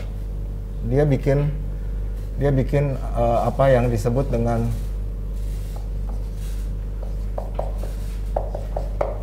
pernah dengar nggak?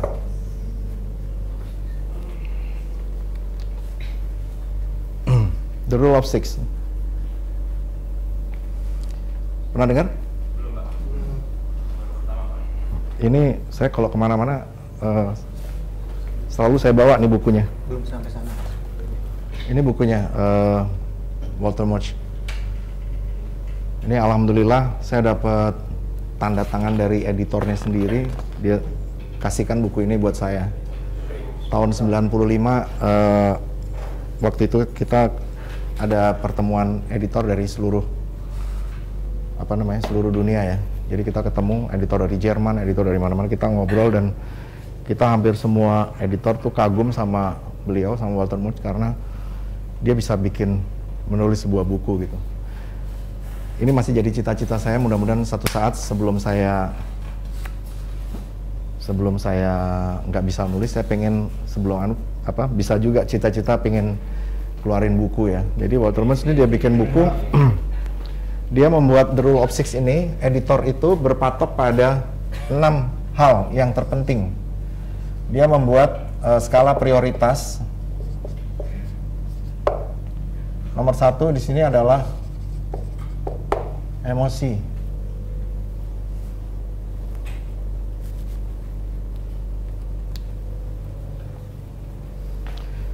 Saya kurang hafal presentasinya ya, karena ada presentasi, jadi buat editor itu ada persentasenya, makanya disebut dengan The Rule of Six. Ini dia kasih 51%. Ya. Nah, yang kedua dari semua yang harus lebih diperhatikan adalah story. Ini dikasih 23%. Nah, yang ini tadi pertanyaannya Diani ya, rhythm dikasih 10%. Di sini adalah iTrace dikasih 7% dan kesinambungan 2 dimensi, yang ketiga kesinambungan 3 dimensi. Ini masing-masing cuman 5% dan 4%. Nah, ini adalah hal-hal yang saya utamakan, saya perhatikan ketika saya mengedit. Dua hal yang menurut saya bisa memberikan arahan yang lebih baik. Nah, kenapa? Saya jelaskan sedikit the rule of six dia bikin begitu. Jadi editor, khususnya misalnya nih ya, teman-teman editor kan banyak sekali nih ya. Sekarang nih era sekarang tuh enak sekali, anak muda siapapun mungkin nggak perlu sekolah, dia bisa cari informasi dari Google, apa aja ada di sana. Mungkin kalau teman-teman cari, mungkin jangan-jangan buku ini aja ada, entah dari mana pasti ada, apa namanya, kalau udah di internet apa namanya, PDF ya, ada PDF-nya bisa jadi. Nah, sebetulnya ada di sana, kita cari apa aja ada gitu. Nah, kebanyakan editor-editor umum dari dulu mungkin kalau yang kita belajar simple aja ngedit itu selalu yang diutamakan adalah ini ya. Kalau orang dari, misalnya saya dari sini saya berjalan menuju ke tempat, kembali ke kursi saya di sini, terus pas mau duduk cut ke covernya, ikutin gerakannya kan, kesinambungan kan, continuity kan. Saya yakin mostly hampir seluruh orang, bukan orang film ini ya, tapi orang umum kalau ketika belajar ngedit pertama kali, pasti yang paling diperhatikan yang pertama kali itu adalah continuity. Misalnya saya berdiri lagi, cut lagi, pindah, bergerak lagi, ngikutin gerakannya, kesinambungan. Kalau ngedit begitu, misalnya saya dari sini tiba-tiba saya udah di mana, wah jumping, nggak enak, kesinambungan itu selalu ditamakan. Tapi di dalam bukunya Walter Murch, kesinambungan tuh ditaruh di sini loh.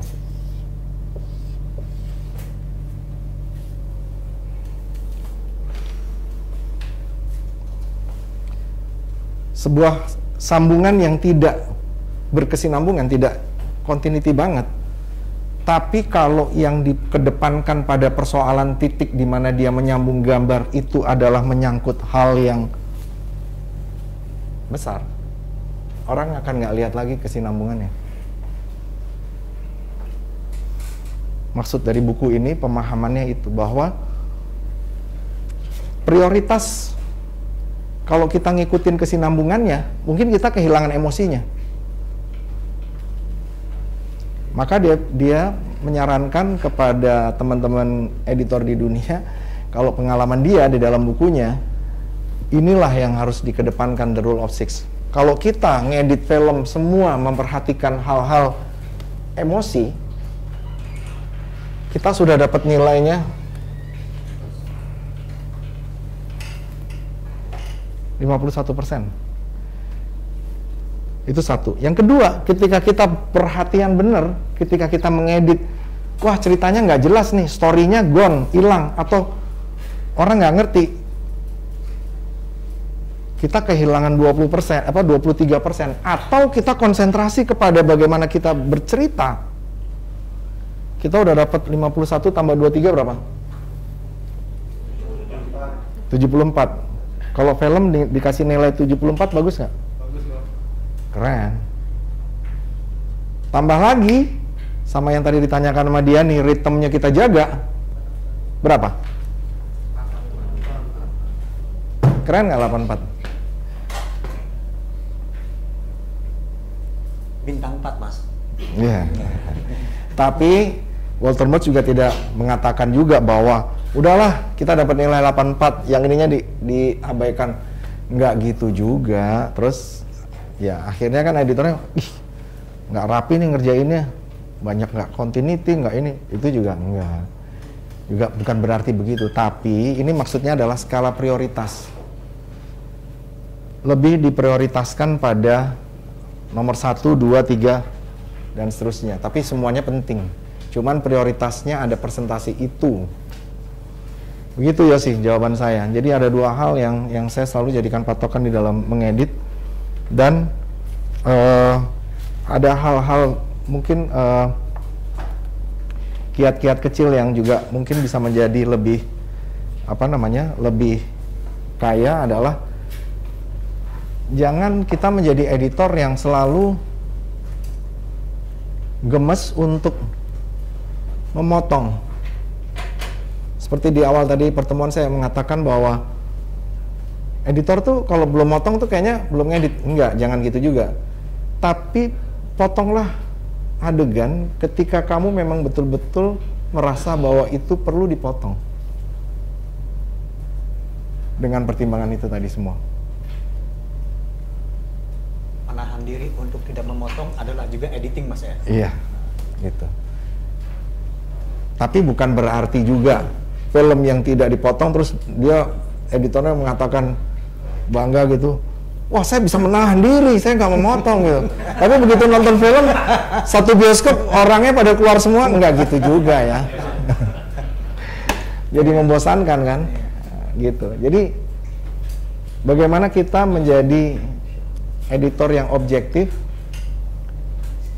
arif. Di sini ada yang namanya arif nggak? Bijaksana. Ada yang namanya bijaksana? Nah. Kalau arif masih banyak tuh orang namanya arif ya. Jadi ngerti nggak? Arif, bijaksana, tapi editor memberikan kekuatan. Kalau saya, istilah saya waktu saya ngajar di kampus saya dulu,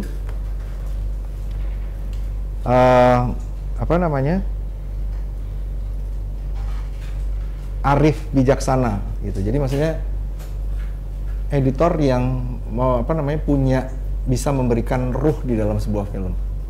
Istilah saya tuh ruh. Sebuah film itu ketika kita ngedit, ketika kita nonton dari awal sampai akhir kita tidak mendapatkan ruhnya, bahwa film itu sedih, film itu lucu, film itu apa, pesannya juga, apalagi pesannya nggak sampai, itu film itu hambar. Tapi ketika kita meniupkan ruh di dalam sebuah film melalui editing, itu editing memberikan nilai tambah buat filmnya. Saya kira itu sih tadi pertanyaan Yosi tadi. Masih banyak Pak. Mas, ada pertanyaan dari teman-teman di online, Mas. Oh ya. Silakan, Mas Nick. Ya, bacaannya. Namanya, Mas ya. Ada 3 pertanyaan terpilih sih. Yang pertama namanya Yoko dari Universitas Brawijaya. Mau bertanya, kadangkala saya melihat beberapa film yang jenisnya nggak talkies, penggabungan visual scene-nya sedikit kasar dan terkesan visualnya dijumping terlalu jauh. Apakah pernah Bapak mengedit satu film demikian? Dan apa alasan kuat seorang editor memaparkan visual demikian? Saya sudah sesuai dengan skenario. Itu yang pertama. Satu-satu aja dulu. Bagaimana, Mas? Wah ini gila nih, pertanyaannya keren. Keren juga pertanyaannya. Siapa tadi namanya? Yoko dari Yoko, Universitas Brawijaya. Ya, Yoko, buat saya nggak bisa lihat kamu secara langsung, tapi saya sampaikan pertanyaannya bagus, keren. Ini saya akan menggambarkan satu film yang dulu saya pernah edit. Judulnya supaya bisa kebaca ya.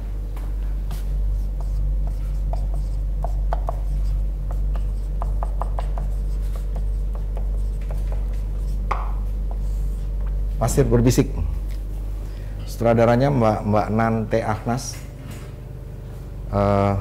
Produsernya kalau nggak salah ada 3 orang. Salah satunya Mbak Christine Hakim, Mbak Shanti Harmain.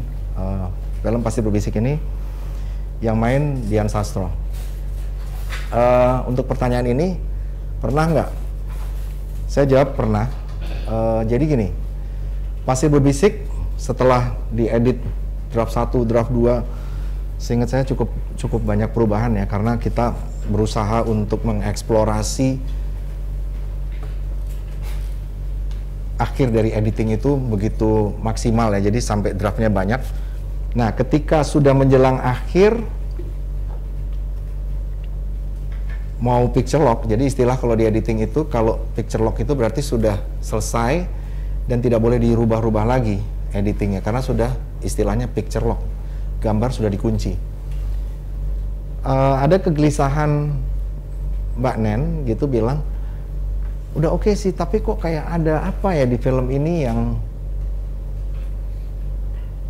kurang, istilahnya dia. Saya coba mencermati apa yang dimaksud dengan Mbak Nen ini. Saya coba pikirin lagi, saya nonton lagi. Saya bilang sama Mbak Nen, mungkin editingnya terlalu smooth. Terlalu smooth maksudnya terlalu halus. Padahal film ini film yang temanya atau ceritanya tuh sangat menyakitkan. Sehingga saya menawarkan sama Mbak Nen, mau nggak kita rubah cutting saya? Dirubah gimana? Dia bilang. Saya tadinya memakai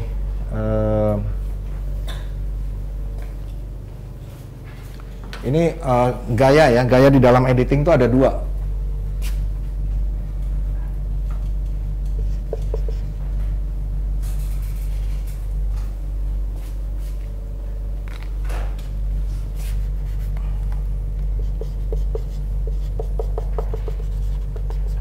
Style of editing itu ada dua. Kok style sih?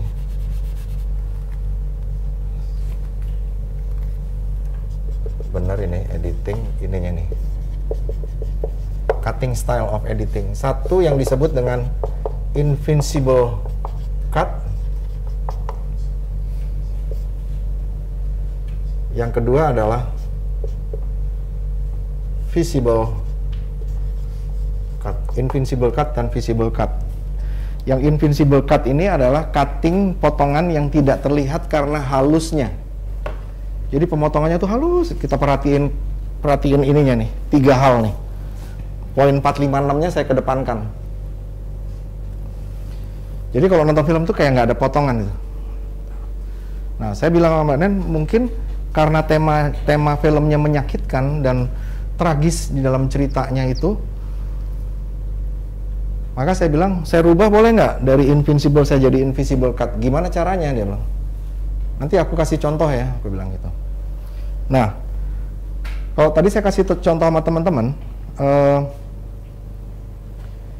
sebuah potongan 2 shot, saya mungkin full shot ya, saya full shot, jadi kelihatan semua di sini.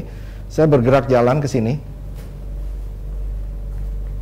Saya mau duduk, begitu saya pindah ke covernya, cut-nya saya di tengah-tengah sini. Potongannya halus nggak? Potongannya halus nggak kira-kira? Halus dong. Halus banget. Kita cari pindahan gerakannya di tengah-tengah. Set. Pindah. Nah, saya tetap berkonsep continuity editing. Jadi, nah, tadi kalau saya bilang itu cutting style of editing, kalau konsep editing itu ada 2.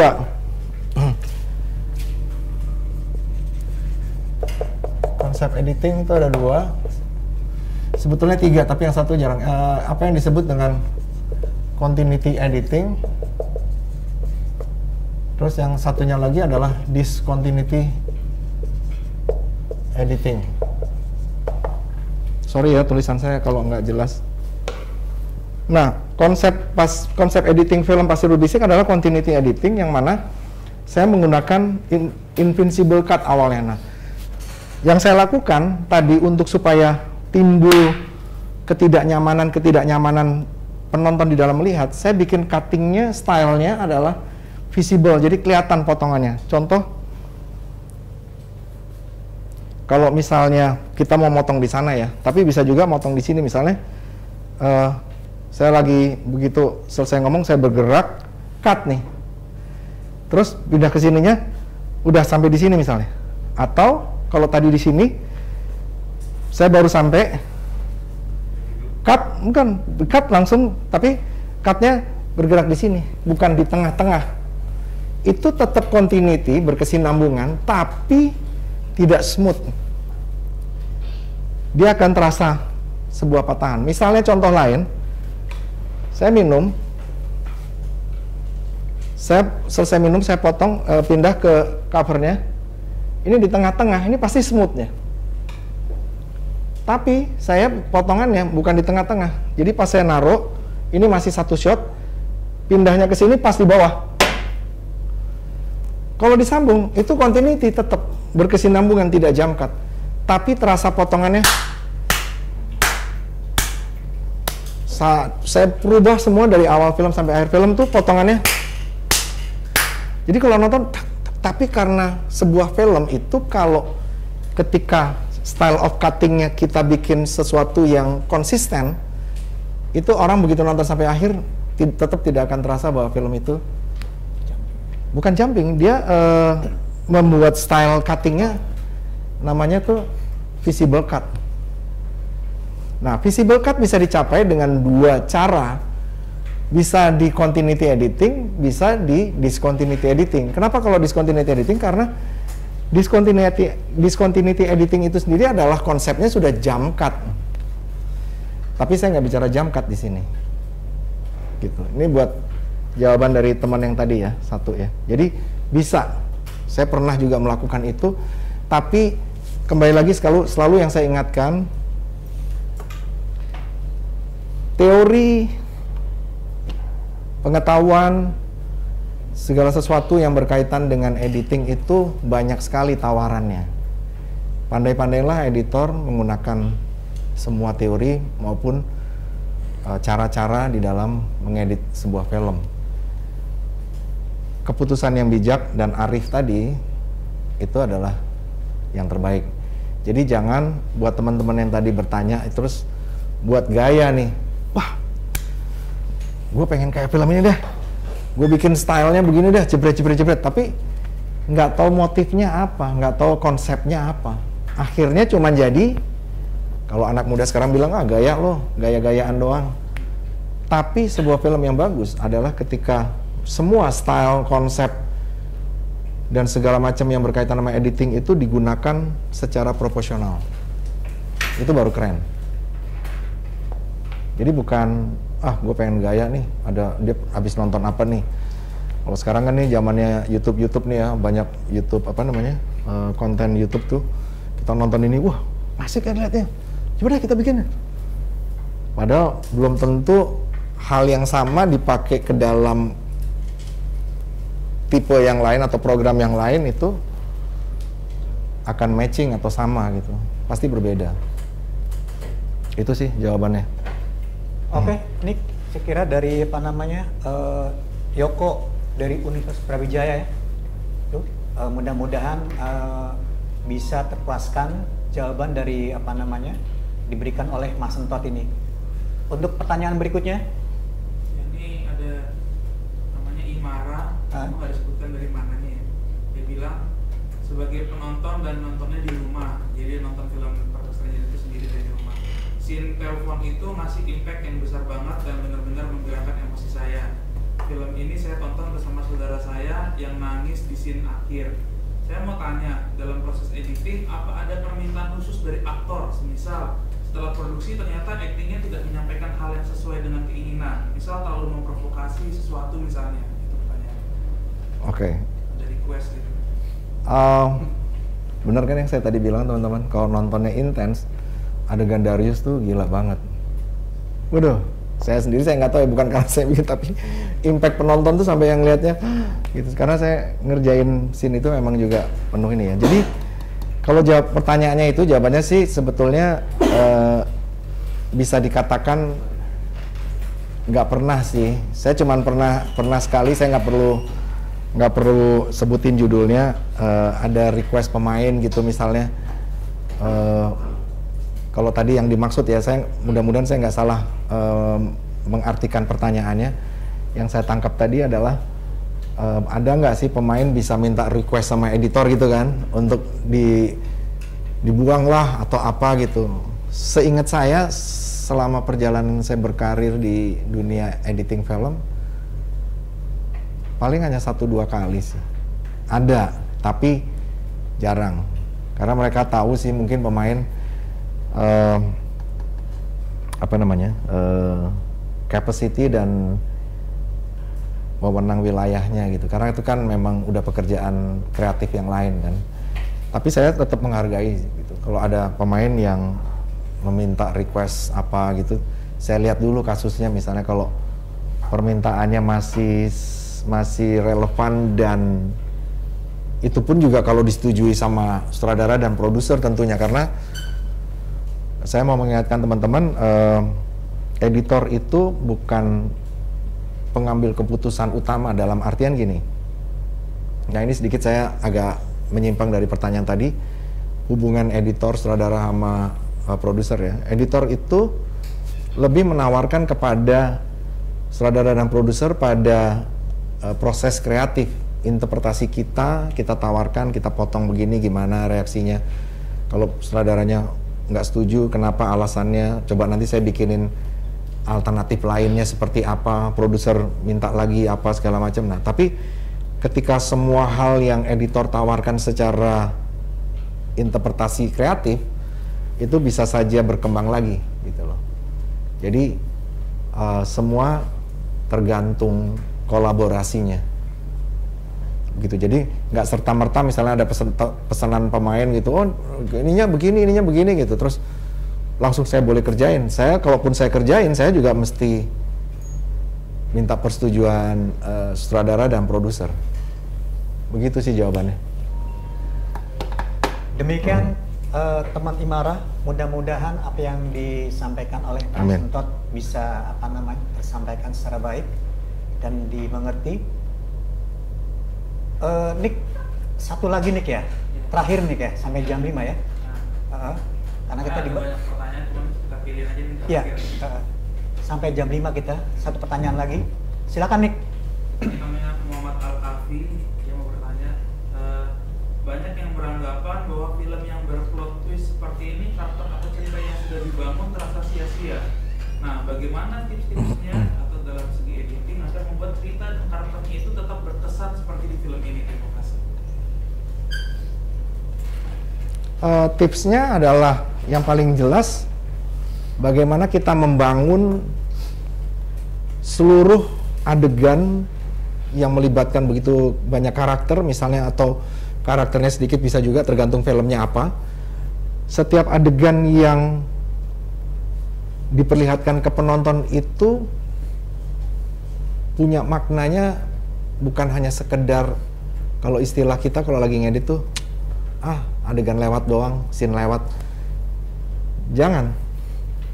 Jadi kita bener-bener semua scene yang kita tampilkan, editor pilih dan editor lakukan, kerjakan, itu adalah adegan yang penting. Begitu ada adegan yang nggak penting dan nggak signifikan, tidak terjadi perubahan apapun, ya kita harus buang.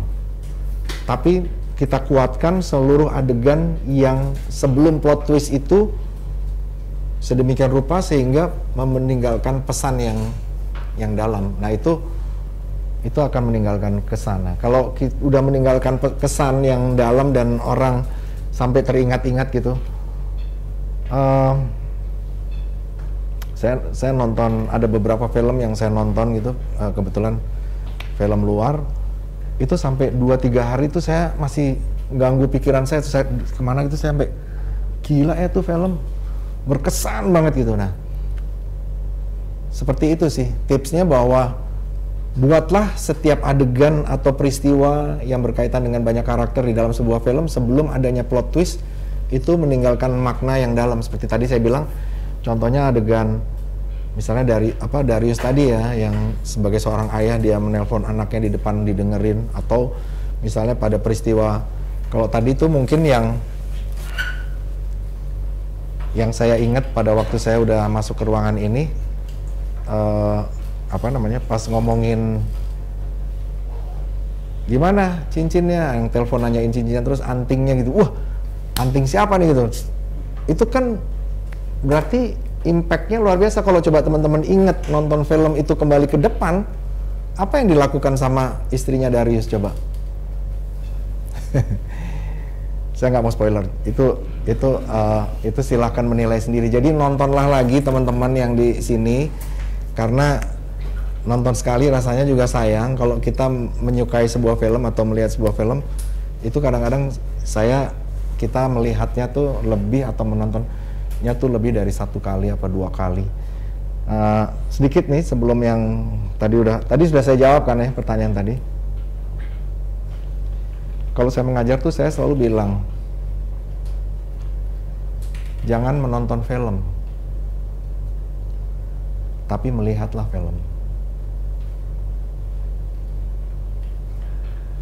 Siapa yang tahu perbedaan menonton film, melihat film?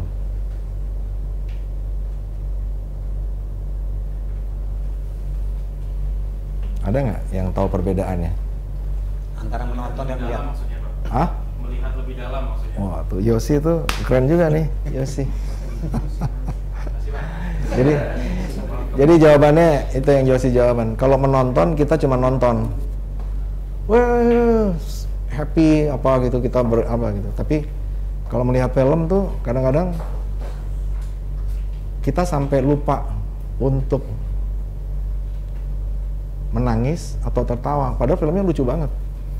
Tapi kita ngelihat, kok dia bisa ya? Itu melihat apa yang menyebabkan itu bisa punya dampak seperti itu gitu. Nah itu melihat film. Maka kalau kita pertama kali nonton film, sebuah film yang bagus, pertama kali kita menonton bolehlah. Tapi habis itu melihat apa yang kamu mau perhatiin. Misalnya ada yang mau jadi kameramen, lihat. Yang kedua tuh lebih melihat sinematografinya. Kalau ada yang mau jadi aktor, siapa tahu di sini ada yang mau jadi aktor atau aktris, yang lihat siapa nih pemainnya, gila dia bisa main gitu. Perhatiin tuh setiap body language-nya, setiap mimiknya, setiap bagaimana dia mengucapkan dialog dan sebagainya. Jadi menonton film pertama, kedua melihat film, ketiga. Jadi buat teman-teman mudah-mudahan masih ada yang tertarik nonton Perfect Stranger lagi, perhatiin lagi lebih detail. Itu sih Mas Diki. Gimana?